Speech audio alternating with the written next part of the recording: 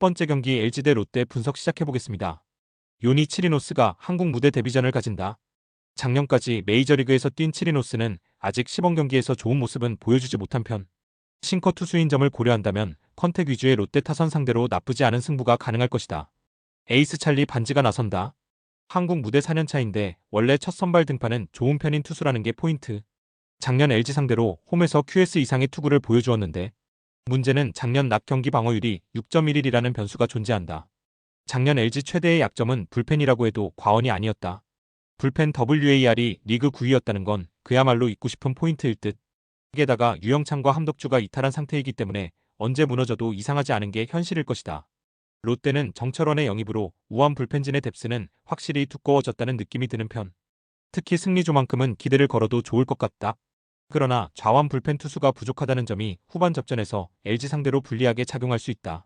롯데는 17인 야구를 한다면 가을 야구를 노려볼 수 있는 팀이다. 그러나 총합력에 있어선 LG가 우위를 점유하는 중.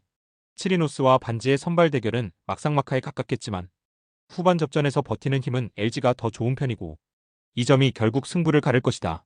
후반에 강한 LG의 승리 가능성이 높다. 두 번째 경기 SSG 대 두산 분석 시작해보겠습니다. 작년 중반에 영입 때 11승 3패 3.89의 성적을 남긴 드류 앤더슨이 개막전 선발로 나선다.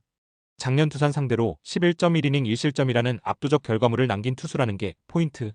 그러나 NPB 시절과 마찬가지로 유독 낮 경기에 약점을 가지고 있다는 문제는 해결되지 않았기에 이 점이 변수가 될 수 있다. 두산은 콜 어빈이 한국 무대 데뷔전을 치른다. 작년 메이저리그에서 6승 6패 5.11의 성적을 남겼는데 도대체 왜 이런 레벨의 투수가 한국에 왔는지 의심스러울 정도. 시범 경기 때 보여준 모습은 압권이라는 표현이 잘 어울린다. 작년 SSG는 승리조는 괜찮았지만 그 외의 투수 운용에서 심대한 문제를 드러냈다. 조금 심하게 말해서 노경은 외에 믿을 투수가 없었다고 해도 좋을 정도. 이 문제는 여전히 바뀌지 않은 상태라고 할 수 있는데 이번 시즌 역시 불펜이 계속 발목을 잡을 가능성이 높다. 두산은 작년 두산의 후반 실속은 불펜이 무너진 게 컸다. 일단 국가대표 마무리인 김태견의 존재는 크고 이병헌이 발전해준 게 긍정적인 부분. 이영하만 제 몫을 해준다면 불펜에서 확실한 우위를 점유할 수 있을 것이다. 서로 외인 에이스를 내세운 경기. 그러나 앤더슨은 낮 경기의 단점이 심각한 투수인 반면 어빈은 MLB 시절에도 낮 경기에 강한 투수였다. 타격은 비슷하겠지만 아무래도 SSG는 최정이 없다는 점이 너무 걸린다. 선발 우위를 지닌 두산의 승리 가능성이 높다. 세 번째 경기 삼성 대 키움 분석 시작해보겠습니다. 아리엘 후라도가 이적 이후 첫 등판에 나선다. 하필 상대가 친정팀이라는 게 이채로운데 보통 이런 경우 친정팀을 막아내는 게 쉽지 않기도 하다. 게다가 작년 놀랍게도 낮 경기 방어율이 무려 6.27이라는 낮 경기 약자이기도 하다. 키움은 작년까지 메이저리그에서 뛰던 케니 로젠버그가 한국 무대 데뷔전을 가진다. 시범 경기에선 기복이 있는 모습을 보여주었는데 원래 압도적인 유형의 투수가 아니라는 게 포인트. 그러나 외인 좌완 키우는 재주가 있는 키움인지라 의외의 결과물이 나올 수도 있다. 현재의 삼성 불펜은 주력 투수들의 이탈이 아쉽다. 게다가 개막 직전 오승환이 모친상을 당하면서 전열에서 이탈한 게 악영향을 미칠 듯. 좀 심하게 말해서 김재웅까지 어떻게 가느냐가 관건인데 그 길이 녹록치 않다. 키움은 설명이 필요 없는 리그 최악 불펜. 조상우까지 이탈한 마당에 마무리 주승우를 제외하면 그야말로 믿을 투수 없는 레벨이다. 접전이 되면 전체적으로 불리함을 안고 갈 수밖에 없는 편. 낮 경기임을 고려한다면 선발의 우위는 확실하게 키움이 가져갈 수 있다. 문제는 그 뒤. 삼성의 불펜이 약하다고는 해도 키움보다는 낫고 키움의 타선은 후반 폭발력이 조금 아쉽다. 반면 삼성은 약속의 8회라는 말이 있을 정도로 후반에 강한 편이고 이 점이 승부를 가를 것이다. 후반에 강한 삼성이 역전극을 만들어낼 것으로 본다. 네 번째 경기 KT 대 하나 분석 시작해보겠습니다. 엠마누엘 대 헤이수스가 이적과 동시에 개막전 중책을 맡았다. 작년 최고의 강속구를 앞세워 13승 11패 3.68의 성적을 남겼는데 승리는 키움 시절보다 더 챙길 수 있는 가능성도 있는 편. 특히 작년 낮 경기 방어율이 2.08로 낮 경기의 스페셜리스트였다는 걸 잊어선 안 된다. 하나은 영입파인 코디 폰세가 개막전 선발로 나선다. 작년 라쿠텐에서 기대에 미치지 못하는 모습을 보여주면서 퇴출된 폰세는 한국에서 새로운 출발을 준비하고 있다. 시범 경기에서 보여준 폰세의 투구는 왜 이런 투수가 한국에 왔냐는 레벨이었다. KT에겐 박영현이라는 오피급 마무리가 있고 거기까지 가는 물량전 역시 좋은 편이다. 승리조의 운용 스타일은 다양하게 가져갈 수 있다는 게 KT의 강점이고 그 점에서 본격적인 불펜전으로 간다면 이 팀이 밀릴 이유는 없어 보인다. 하나는 이러니 저러니 해도 하나의 불펜은 분명 약점 레벨이라고 해도 좋다.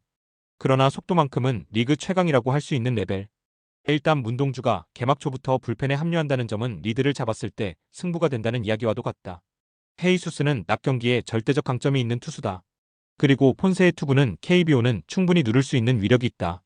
선발 대결은 막상막하일지 모르겠지만 KT는 유독 슬로 스타터인 반면 하나는 초반이 강한 편이고 작년 헤이수스는 하나 상대로 조금 기복이 있는 모습을 보여주었다는 점이 걸린다. 리듬에서 앞선 하나가 승리할 가능성이 조금 더 높아 보인다. 다섯 번째 경기 KIA 대 NC 분석 시작해보겠습니다. 작년 우승의 주역이었던 제임스 네일이 개막전 선발로 나선다. 작년 NC 상대로 12이닝 1실점이라는 압도적 투구를 보여주었고 유독 홈구장에서 강했다는 점 역시 주목 포인트. 변수가 있다면 낮 경기 투구는 야간 경기에 비해 약점이 있다는 점일 것이다. NC는 작년까지 MLB 애리조나에서 뛰었던 로건 앨런이 선발 마운드에 오른다. 구속은 느리지만 다양한 변화구로 타자를 농락하는 타입인데 공인구를 고려한다면 활약 가능성은 분명히 존재하는 편. 그러나 작년 낮 경기 WHIP가 2.40이었다. 야구 해설위원들이 KIA를 1강으로 꼽는 이유 중 하나는 위력적인 불펜진이다. 시쳇말로 5회부터 승리조를 가동해도 될 정도의 불펜 뎁스를 자랑하는 편. 조상우의 영입과 곽도규의 스텝업은 이 팀이 5회까지 앞서고 있을 경우 승리 확률이 급격하게 올라가는 이유가 될 것이다. NC는 실질적인 리그 최악 불펜 중 하나. 특히 작년 불안에도 마무리를 맡아주었던 이용찬이 선발로 전환하면서 불펜은 거대한 구멍이 뚫려버렸다. 류진욱이 마무리를 맡는다는 건 기복이 기본적으로 장착된다는 의미.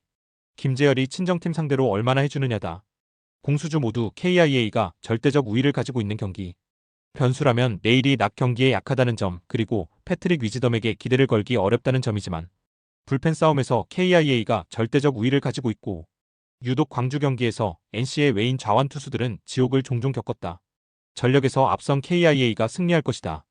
스포츠 당첨에 제일 중요한 건 조합입니다. 각 팀 분석을 잘한다고 하여도 조합을 못할 경우 큰 배당을 가져가지 못하는 거 다들 아실 겁니다. 그리고 유튜브에 조합을 올려드릴 수 있지만 좀 더 자세한 정보들과 배당 흐름 및 각종 이슈 등 경기 전까지 어떻게 될지 모르니 조합을 빠르게 유튜브에 올려드릴 수 없는 점 양해 부탁드립니다. 조합 신청은 아래 고정 댓글 링크로 조합 신청 말 걸어주세요. 금전 요구 및 멤버십 가입 조건 일체 없습니다. 좋은 건 서로 나눠 갑시다.